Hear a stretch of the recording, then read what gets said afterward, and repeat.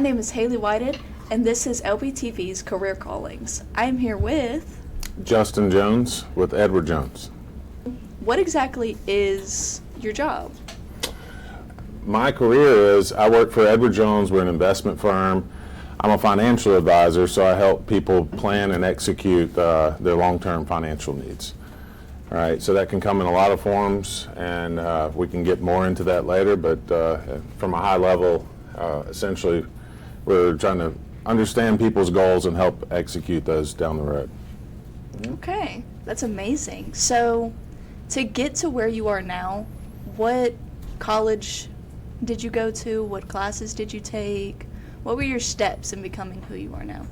Well, for me, there are a lot of paths, even at our firm. I mean, obviously, there's a lot of paths in the world, but even in our firm and in our industry, there's a lot of paths to the place where I've gotten to.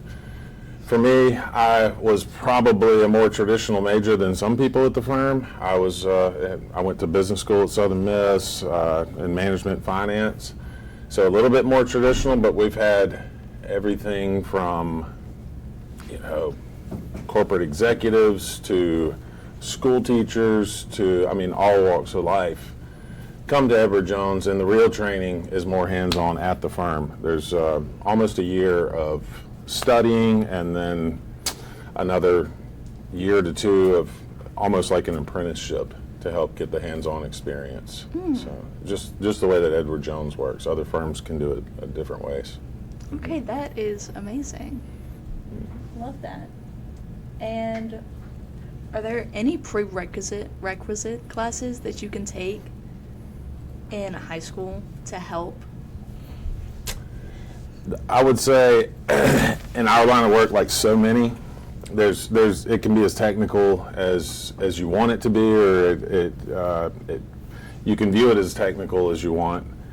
But like so many industries these days, there's so many tools and resources. I mean, we hear the words technology, AI. There's so many tools to help with the hard, heavy lifting. And one thing that we truly believe in is it's more of a people sport, right? So you're already building those skills. You'll continue to build those skills throughout life. But we don't do business with anyone unless they trust us. I mean, if someone's coming to us and handing us their entire worth, and that's a lot of trust. So you can't do that without the people skills that come before it, right? Mm-hmm. What are some really important pros and cons of your job? I guess I guess some of the adversities, some of the barriers would be just that. How to break down some of the adversities of building trust, because in the beginning, especially if someone breaks into the industry young, the bulk of our clients are more towards retirement age. So how as a young person do we earn that trust with the older folks? And so like any career, you're going to face adversities, and you're going to hear, and there's going to be a lot of times that you want to quit and it feels like you just can't do it, and just being able to persevere. So that would be the cons. The pros are almost infinite.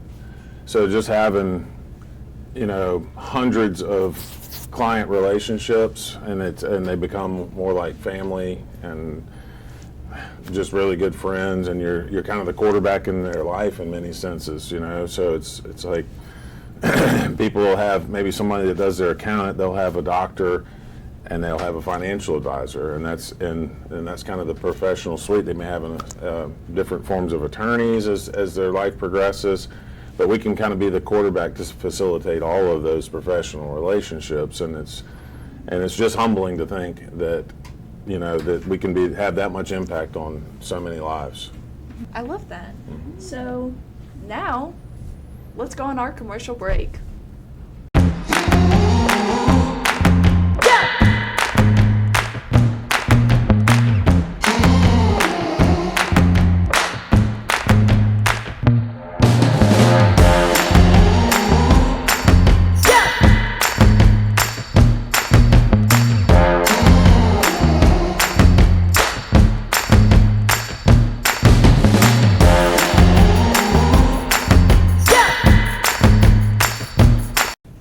And now, here are some questions from our live audience. Hi. So, what does like a regular day at your job look like? Like, what do you do? Great question. Yeah, so a day in the life. So I would say an average day would be I would come into the office, see if there are any return phone calls to make from late in the evening. We normally leave the office around 4:30, 5 o'clock. Every now and then someone would call after that, most of the time not. So before I leave the office the day before, we are usually preparing for the following day, and that would be for appointments. Appointments could look like a lot of different things. It could be a quick phone appointment to discuss something very brief, or it could be as involved as a face-to-face appointment for a new client. So if it's a new client, then obviously we're doing a discovery process to understand their situation. Because you might imagine we can't help someone with long-term financial goals until we understand a lot about them, their financial situation, but more so what they're trying to accomplish and what's important to them. So normally a couple of the longer appointments a day, and then in between more maintenance on accounts. Our model is myself and an administrative assistant in the office. That's the team. So she focuses more on the administration of the accounts and a lot of the account maintenance on the administrative side, and I focus more on the interaction with the clients. So what are like the difficulties of your job that make you want to like quit and give up? We consider ourselves business owners, and so as you might have already heard with any business, they'll say you may have heard kind of the traditional thought is the first 5 years are tough and there's going to be times you want to quit. Well, that applies to us too, because we are responsible for building our clientele and building the actual business.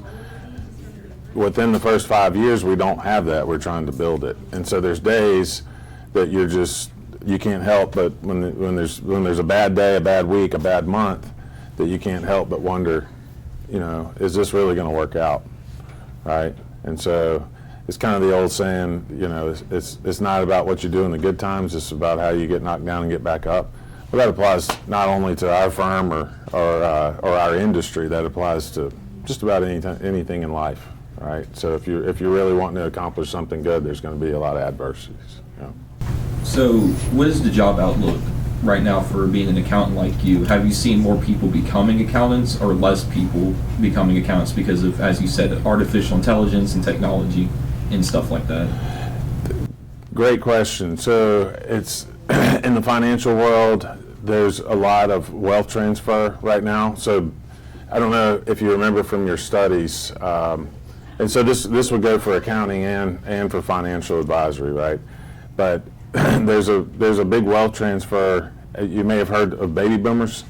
So baby boomers was the biggest segment of population, and as they age and, for lack of better terms, start to pass, then people that money changes hands, and when that money changes hands, a lot of times those people are looking for guidance because they haven't had a situation where they have larger sums of money.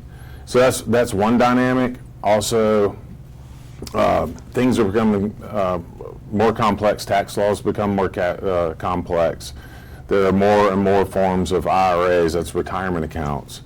So many things that not only that, we're in dual income worlds. Right, so traditionally maybe moms would stay home a lot more than now. Now most moms work. We're just busy in so many different ways that a lot of times people are looking for things in their life to delegate. And the day-to-day financial decisions, they might retain, most of the times they'll retain, but the long term that takes a lot of research and time and effort, a lot of people are looking to delegate. And that's where we come in. How do you form like good client relationships? These are great questions. So how do we form great client relationships? Well, I can't speak for other firms. I haven't worked for other firms, but I can say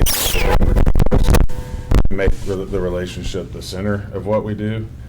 And so the first thing you can do is just show someone that you actually care. Ask good questions, listen to the answer to the questions, make good notes in the system, touch them at pivotal points in their life. Be more of the human person to them rather than just all business all the time. And so, as I said before, we want to be the quarterback of their life. And in order to do that, we have to understand them, their family dynamics, what's important to them, what their goals are. There's just so much, and you can't do that in 15 or 30 minutes of a discovery process. It takes time to develop that trust in that relationship. Good question. Thank you to our students for giving us those questions. So, do you have any general career advice for students? Just anything, any advice? Absolutely. So as it pertains to Edward Jones, I would say, there's not any particular degree that would give you a huge advantage. Obviously, finance would translate better to Edward Jones. But I can remember coming on. I've been on the growth team and helped with the recruiting process, so I know what our firm looks for, and it's not anything all that different than what any other type of company in other industries might be looking for in terms of talent. And the way that it's described to me is we're looking for people that have been successful before. So you can imagine that takes a lot of shapes and forms, but I would say, going all the way back to you guys' stage in life, my goal would be to find out what you're passionate about, and regardless if so many of you are going to end up on different paths that may not be your ultimate passion. There's for a lot of people, we don't know that at your stage in high school or even in college sometimes. The one thing that you can't control whether or not you know what your passion is. The one thing that you can control is good habits. So wake up, be there on time, put forth the effort, because if you really have goals that you're aspiring for, those kind of habits are going to follow you through whatever it is. But ultimately, I wish for everyone to find their passion. If your passion happened to be my industry, Edward Jones, you can do some research online, but there are different avenues. There are programs right out of college, like apprentice programs, where we ultimately would end up in an office. And then there are other avenues where we might get through a career and get to a pain point, and then get an opportunity to interview with the firm. And so a lot of times Jones will look for people that are successful but are at a pain point in their career and maybe looking for a different avenue or their passion.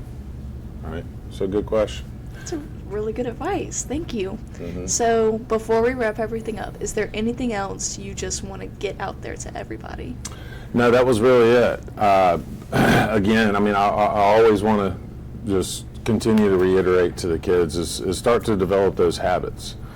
We see so much in the world now it's not as stressed as it used to be, and I don't want to sound like an old traditionalist, but there are some things that are still important in every facet of anyone's life, and it's just good old-fashioned habits. Be there, take care of your responsibilities, work hard. Those habits are still going to bring us far in life. So. Mm-hmm. That's good.